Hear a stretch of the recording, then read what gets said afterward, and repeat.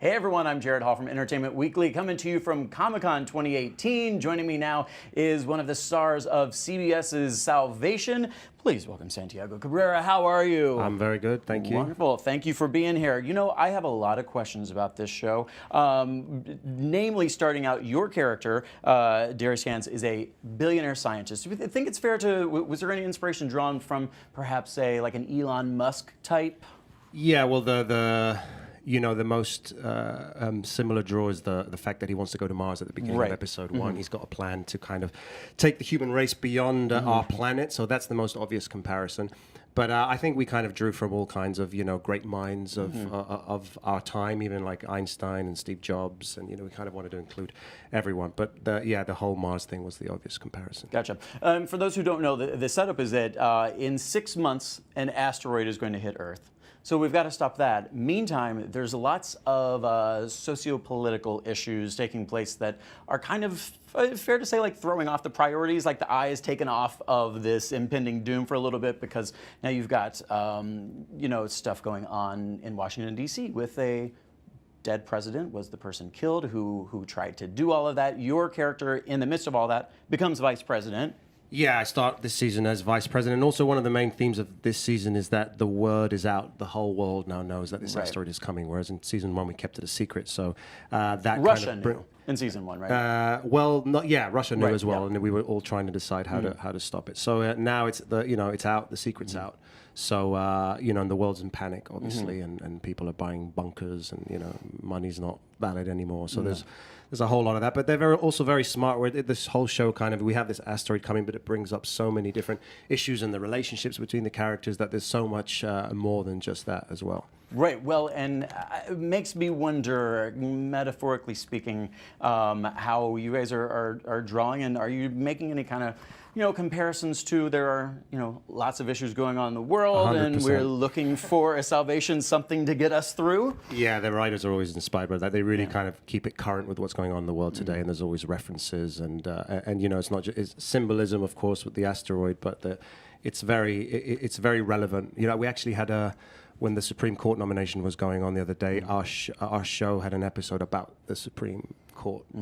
So it was that was kind of a case trying to get a case. And it was literally at the same. It was going on at the same time. So there's a lot of that, and what I love about it as well is just science being at the center of the show makes it. For me, it's just fascinating to get into that world and delve into the character with that element.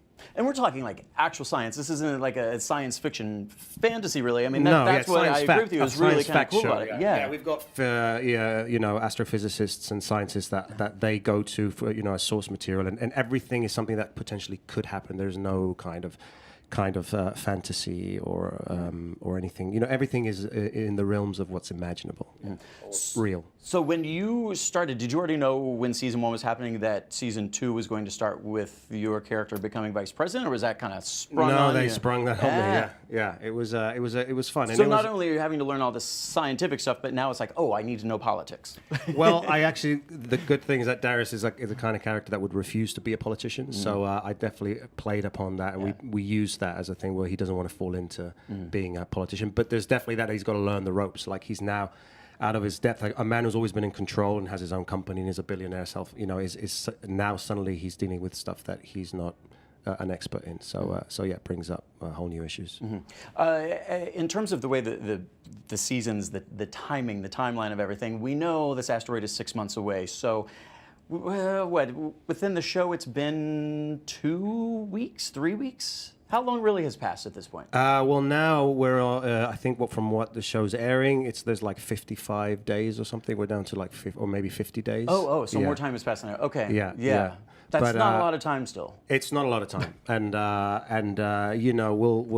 just read episode 13, which we're about to shoot, which is the finale of season 2, and I can promise the audience they'll be in for a big surprise. Well, that's what I was going to say. What of what you have already shot but is yet to air? Obviously, we've kind of got like a civil war mounting and going on. How far are we really going to see that come into play? Yeah, I mean, it gets crazier and crazier, and it's really like a lot of shocking surprises, and it's great. I think when you go into a second season, everybody knows each other more. The writers know what works. We get to know our characters more, each other, and I think that we've really profited from that. And the show goes deeper, and it's just the thriller element is much more, much more prevalent now. And I think it kind of, the plot thickens, as they say. Yeah. Well, so with some 55 days left until this asteroid hits Earth, does that mean that then there really is an end game in mind? Like, you guys, the creators, know this is probably how far we can go with the show as a whole?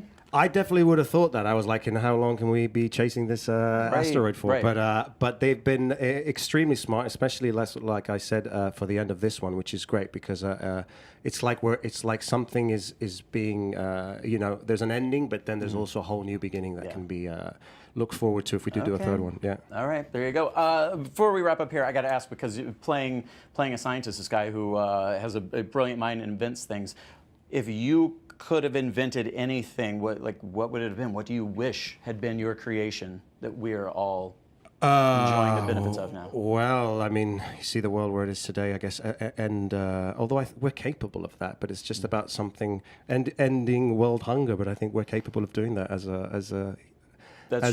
if governments came together, we could do that. There we go. But the invention to fix it is out there. Someone will find it. Yeah. Well, thank you so much for joining us here, and then have a great time at Comic-Con. All right. Thank you. All right. Thanks.